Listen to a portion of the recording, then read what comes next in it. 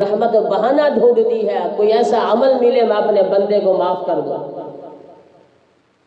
وہ ایک نوجوان ہے جس نے 99 قتل کیے ہوئے تھے، ایک کم 100 قتل کیا ہوا تھا، دل میں خیال پیدا ہوا کیوں نہ میں توبہ کروں، لیکن افسوس کی بات ہے آج وہی ہمارے دلوں میں خیال بھی پیدا نہیں ہوتا کہ ہم رب کو منائیں، رب کو منائیں، کیونکہ انسانی بشری تقاضا ہے، کبھی بیٹھے بیٹھے دل میں خیال پیدا ہوتا ہے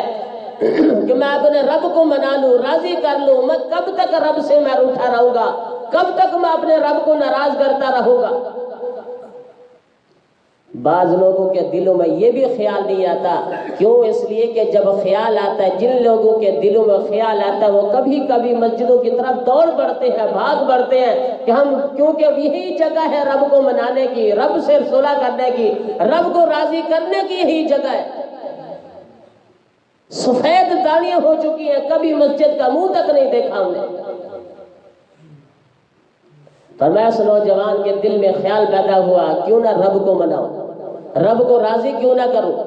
اب کیسے راضی کروں، اتنے قتل کیے ہوئے، کسی سے مسئلہ تو پوچھوں میں۔ اب ایک شخص کے دروازے پہ گیا، اس سے مسئلہ پوچھتا ہے کہ میں توبہ کرنا چاہتا ہوں، میں اللہ کی طرف رجوع کرنا چاہتا ہوں، میں اللہ کو منانا چاہتا ہوں، میں کس طرح توبہ کروں؟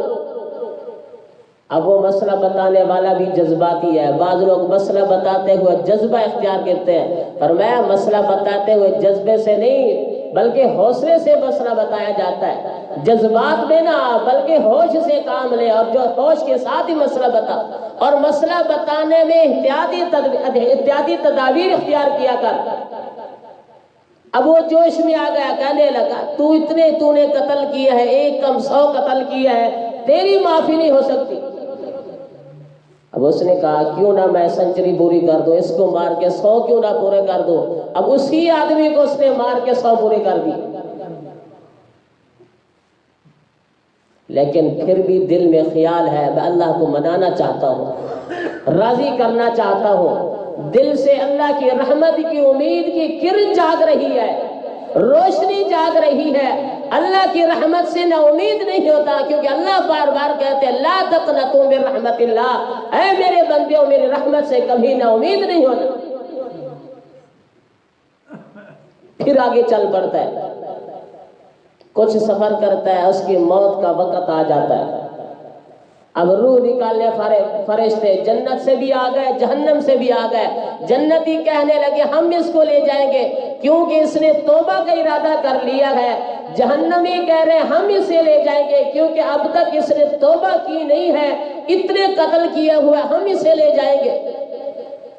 جنتی جہنمیوں کے درمیان ایسا مکالمہ ہوا، اور فیصلہ کرنے والی اللہ کی ذات ہے، اللہ کی دربار میں فیصلہ گیا۔ پھر اللہ کی ذات تو غفور رحیم ہے، بخشنے والی ہے، معاف کرنے والی ہے، درگزر کرنے والی ہے، وہ ماں سے زیادہ 70 ہی سے زیادہ محبت کرنے والی ہے۔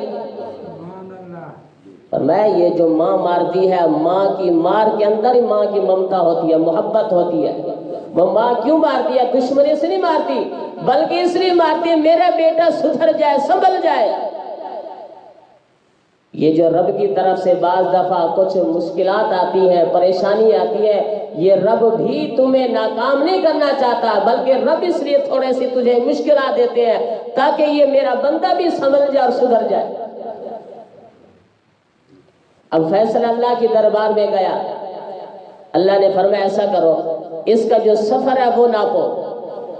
اگر سفر اس نے زیادہ کیا ہوا ہے تو یہ جنتی لے جائیں گے، اگر زیادہ باقی رہتا ہے تو یہ جہنمی لے جائیں گے۔ علماء نے لکھا ہے سفر واقعی تھوڑا کیا ہوا تھا، آگے سفر زیادہ رہتا تھا،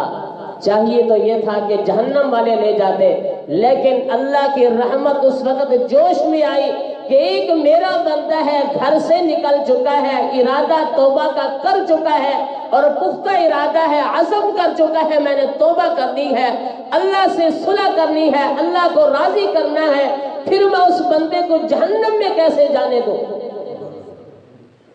اللہ نے پچھلی زمین کو حکم دیا کہ تو لمبی ہو جا،